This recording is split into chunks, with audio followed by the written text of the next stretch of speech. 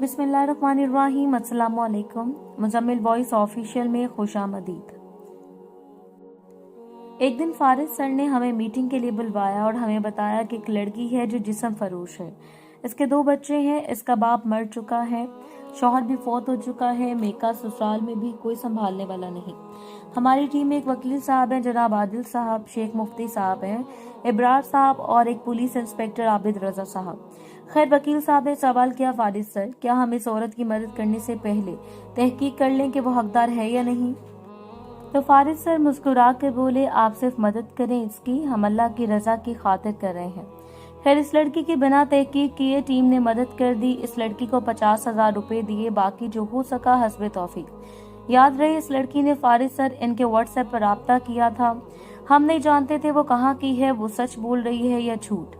खैर, हमने मदद जारी रखी। फिर यूं हुआ, फारिस बैरून मुल्क चले गए। किसी काम से इनको वहां 2 माह तक रुकना पड़ा। जब वो मुल्क से बाहर गए तो हमारे पुलिस ऑफिसर को इस लड़की पर शक सा हो गया। हम लोगों ने फारिस सर की इजाजत के बिना इंक्वायरी शुरू कर दी और जब हमने इंक्वायरी मुकम्मल कर ली तो हम सारी टीम पर कयामत गुजर गई। जिस लड़की ने हमको बताया था कि वो पेट की खातिर जिस्म बेच रही है, वो बहुत मजबूर है। वो खुदा का वास्ता देकर मदद की दुहाई दे रही थी। इसकी मदद में हमने 3 लाख रुपए तक दे दिए और फिर जब सच सामने आया तो वो लड़की एक झूठ थी। वो एक कोठा चलाती थी। इसके असर रसूख काफी थे। इसकी पहुंच आला ओहदेदारों और बड़े बड़े गुंडों तक थी। जब इस लड़की को पता चल गया कि फारिस की टीम को सच पता चल गया है, इसने अपनी ताकत का इस्तेमाल किया। वो पुलिस के एक बड़े ओहदेदार तक रसाई थी इसकी। इसने फारिस सर के खिलाफ रिपोर्ट लिखवा दी। फारिस लड़कियों का धंधा करता है। यूं कहने फारिस सर को दलाल बनाकर पेश किया इस लड़की ने। फारिस सर इन दोनों तुर्की में थे। वो बेखबर थे इस सारे वाकये से। हुआ कुछ यूं कि हम लोगों के वारंट गिरफ्तारी जारी करवा दिए गए।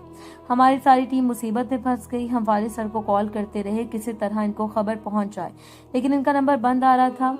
किसी भी तरह हमारा राब्ता इनसे नहीं हो पा रहा था। वकील साहब ने और हमारे पुलिस इंस्पेक्टर इब्रार साहब ने अपनी ताकत का इस्तेमाल किया, जो हो सकता था किया, लेकिन वो लड़की एक वहशिया थी। वो बड़े बड़े चौधरियों तक उसकी रसाई रखती थी। मुख्तसर ये कि हमारी सारी टीम को गिरफ्तार कर लिया गया।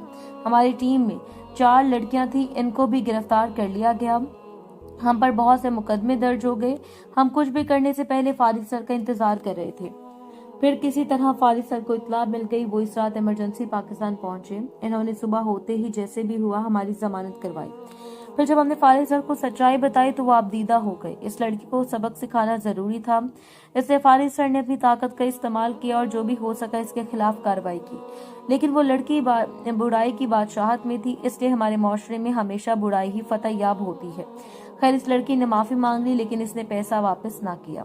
फारिस सर ने दादा बांध कर फैसला कर लिया कि इन दोनों फारिस सर के लिखे नॉवेल्स भी चोरी होने लगे। फिर इन्होंने फैसला किया कि इदारा और लिखना बंद कर दिया जाए। लेकिन हमको वो लोग नजर आ रहे थे जिन यतीम बच्चों के घर 2 वक्त की रोटी सर फारिस के कलम के वसीले से अल्लाह पाक अता कर रहा था। हमें कैंसर के मरीज में मुब्तला 22 साल की लड़की नजर आई, जिसका इलाज फारिस सर करवा रहे थे। हमें डॉक्टर बनता हुआ वो लड़का नजर आया जिसके माँ बाप मर गए थे और वो मेडिकल की तालीम अधूरी छोड़कर बहन भाइयों के खाले के लिए फ्रूट मंडी में काम करने लगा। इस तरह के बहुत से केसेस थे। खैर, फारिस सर ने फिर से लिखना शुरू किया, लेकिन लोगों पर इतबार करना छोड़ दिया। हमें कुछ दिन पहले एक औरत ने बताया कि इसका बेटा गया है, ये एक्सीडेंट में इसकी कुछ मदद करें। हमने मदद तो कर दी, लेकिन तहकीक करने पर पता चला वो औरत भी झूठ बोल रही थी। एक लड़के ने मैसेज किया कि इसकी बहन बेवा है, इसकी 6 बेटियां हैं, मेरी बहन की मदद कर दें। जब इसके घर जाकर देखा तो वो एक आला शान वाले घर में रहने वाला था। घर में 26 लाख की गाड़ी खड़ी थी और इसका एक प्लाजा था। इसका भाई झूठ बोलकर पैसे लेना चाहता था। एक बात तो साबित हो गई, हमारे माशरे में 2 चीजें बहुत ईमानदारी से की जाती हैं, एक झूठ, दूसरा धोखा। याद रखें, आखिर कब तक झूठ और मुनाफिकत के सहारे जी लोगे? कब्र बहुत करीब तर है, वहां तो हिसाब देना होगा। कुछ लोगों के झूठ और धोखे की वजह से हकदारों का हक भी मारा जाता है। इसको लिखने का मकसद सिर्फ इतना है कि आपका एक झूठ किसी हकदार को मौत तक ले जा सकता है। सोचिए, अगर इदारा बंद हो जाता तो कैंसर से लड़ने वाली लड़की जिंदगी की बाजी हार जाती। चंद रुपए के लिए ईमान ना बेचे। याद रखें, हम लोग बेवकूफ नहीं हैं। कोई हमें मैसेज करके मदद के लिए कहता है तो हम मदद कर देते हैं। याद रखें, हमारी टीम तहकीक कर चुकी होती है। हम सच और झूठ को पहचानते हैं। दुआ है अल्लाह पाक हम सबको हिदायत नसीब फरमाए। तुमने कहा था मैं जल्द कोई अच्छी सी जॉब कर लूंगा। शादी को 1 साल होने को है, लेकिन तुम अभी तक वहीं 20,000 की नौकरी कर रहे हो। शान प्यार से बोला, यार जान क्या हो गया है तुमको? मैं बहुत थका हुआ आता हूँ, सुकून चाहता हूँ, तुम घर आते ही मेरे साथ झगड़ने लगती हो। अच्छा जाओ मेरे लिए पानी का ग्लास लेकर आओ। सजल गुस्से से दूसरे कमरे में चली गई। मैं पागल हो गई थी जो इस इंसान से शादी की मैंने, मोहब्बत में भटक गई थी मैं, बहुत बड़ी गलती हो गई मुझसे। सजल बहुत परेशान थी, क्या करूं अब? मैं इसके साथ नहीं रहना चाहती, लेकिन इससे जान कैसे छुड़वाऊं? शान चेंज करके बेड पर लेट गया, वो बहुत थक गया था। स्टील मिल में काम करता था, बहुत सा काम था, पढ़ा लिखा था, लेकिन नौकरी मिलना आसान नहीं आज के जमाने में। सजल की मोहब्बत की शादी थी इससे। अपना माजी याद करने लगा। सजल बाजार आई थी शॉपिंग करने। शान की नजर सजल पर पड़ी और दिल हार गया, पहली नजर में ही मोहब्बत हो गई। शॉपिंग मॉल में बहुत रश था, शान भी जज्बाती हो गया, सजल के पास गया। एक्सक्यूज मी, सजल हिजाब में थी। सजल ने मुड़कर देखा, शान हल्का सा मुस्कुराया। क्या आप अपना नंबर देंगी मुझे? सजल हैरान थी, खामोश रही। शान ने जब दूसरी बार नंबर मांगा तो सजल ने शान के मुंह पर थप्पड़ मार दिया। कमीने इंसान, शर्म नहीं आई तुम्हें? लोग इकट्ठे हो गए। अच्छी धुलाई हुई शान की। कुछ लोगों ने तो कहा कि इसको पुलिस के हवाले कर दो, लेकिन सजल ने माफ कर दिया। शान की शर्ट फट चुकी थी, लंगड़ाते हुए चला गया। सजल बहुत गुस्से में थी, लेकिन गुस्सा कुछ देर बाद खत्म हो गया। फिर पछतावा भी हुआ, बेचारे को भी थप्पड़ मारा था लोगों ने, इसको इतना ज्यादा मारा। इधर शान भी खुद को इल्जाम दे रहा था कि क्या जरूरत है आशिकी करने की। मिल गया सुकून अब। माँ ने पूछा क्या हुआ तुमको? शान आहिस्ता से बोला, अम्मी वो गिर गया था, बस इसकी वजह से चोट लगी थी। झूठ बोलकर सच छुपा गया। खैर दिन गुजरने लगे। इत्तेफाक यूं हुआ इन दोनों की मुलाकात एक बार फिर हो गई। इसी शॉपिंग मॉल के बाहर शान ने सजल की आंखों में देखा, फिर अपने चेहरे पर हाथ रख लिया। सजल मुस्कुराने लगी। शान जानने लगा। सजल ने आवाज दी। शान रुक गया। सजल पास गई, प्यार से बोली, इस दिन के लिए सॉरी, अपना मोबाइल दो मुझे। शान ने डरते हुए मोबाइल दिया। सजल ने अपना नंबर डायल किया, मुस्कुराकर बोली, तुम अच्छे इंसान लगते हो। शान हैरान हो गया, ये तो कैसे मुमकिन है? जिसकी वजह से कुछ दिन पहले मेरी पिटाई हुई, वो आज खुद नंबर दे गई, जैसे किसी फिल्म की कहानी में होता है। खैर इन दोनों में बातें होने लगी, कभी मैसेजेस कभी कॉल्स। दोनों में बेइंतहा मोहब्बत हो गई। वो दोनों अब एक दूसरे के साथ जीना चाहते थे। शान ने एक दिन कहा, सजल मेरी जान, तुम इतनी खूबसूरत हो, गोरी चिट्टी, मैं काला सा, मैं गरीब हूँ, तुम अमीर, तुम एसी के बिना नहीं रह सकती और मेरे घर में तो एसी नहीं है। सजल प्यार से बोली, मेरी जान मुझे बस तुम्हारी मोहब्बत चाहिए, ना कि बड़ा घर, गाड़ी या एसी। शान आहिस्ता से बोला, लेकिन मैं तुमको वो सब कुछ नहीं दे पाऊंगा जो तुमको इस घर में मयसर है। हाँ कोशिश करूंगा कोई अच्छी जॉब मिल जाए मुझे, तो हमारे हालात बदल जाएंगे। सजल ने हाथ थामा, मेरे शहजादे मुझे बस आप चाहिए, आपके सिवा कुछ भी नहीं। शान ने सजल के घर माँ को भेजा रिश्ते के लिए, लेकिन लोगों ने इनकार कर दिया। सजल ने अपनी माँ से बहुत कहा, लेकिन माँ का बस एक ही जवाब था, सजल वो गरीब लोग हैं और मैं जो गुर्बत में मरते हुए तुम्हें नहीं देख सकती, और वैसे भी लड़के की शक्ल देखी है, तौबा तौबा, इतना बदसूरत। सजल रोते हुए बोली, अम्मी रंग काला हो या गोरा क्या फर्क पड़ता है, बस इंसान अच्छा होना चाहिए, और शान बहुत अच्छा लड़का है, मैं इसके साथ खुश रहूंगी। माँ ने गुस्से से कहा, बकवास न करो, तुम्हारा रिश्ता मैंने अपनी दोस्त के बेटे अदनान से कर दिया है। अमेरिका से जैसे ही वो वापस आएगा मैं तुम्हारी शादी कर दूंगी इससे, अब कोई बात नहीं इस बारे में। सजल ने गुस्से से कहा, अम्मी अगर मैं घर से भाग जाऊं तो फिर आप क्या करेंगे? बाप ये सब बातें सुन रहा था। बाप ने भी सोचा, आखिर कब तक पाबंद करके रखूंगा सजल को, अगर शान अच्छा लड़का है तो इसकी शादी करवा देता हूँ इसी से। बाप ने फैसला किया, ठीक है सजल बेटी, हम राजी हैं शान से शादी करवाने के लिए। खैर माँ तो राजी ना थी। सजल और शान की शादी हो गई। दोनों बहुत खुश थे। सजल की बड़ी बहन की शादी लंदन वाले कजन से हुई थी। जब वो मिलने आए तो सजल को देखकर बोली, सजल बहुत बड़ी गलती कर दी तुमने इस गरीब से शादी करके। यार ये कितना काला है, कैसे पसंद कर लिया तुमने? सजल खामोश हो गई। आप ही लोग चले गए। सजल उदास हो गई। सच तो कह रही थी आप ही, जब से आई हूँ मेरी सब ख्वाहिशात दम तोड़ गई हैं। जैसे सजल की मोहब्बत खत्म होने लगी थी। शान घर आया, सजल उदास थी। शान प्यार से हाथ थाम कर बोला, मेरी जान क्या हुआ, तुम उदास हो? सजल मुस्कुराकर, अरे कुछ नहीं मेरी जान, बस ऐसे ही। सजल को जैसे महसूस होने लगा था कि इससे गलती हो गई है शान से शादी करके। सजल खोई खोई सी रहने लगी। फिर सजल को मालूम हुआ वो माँ बनने वाली है। बड़ी बहन ने कहा, सजल मेरी मानो तो तलाक ले लो इस इंसान से, अभी बच्चा पैदा करने की कोई जरूरत नहीं, अबॉर्शन करवा दो।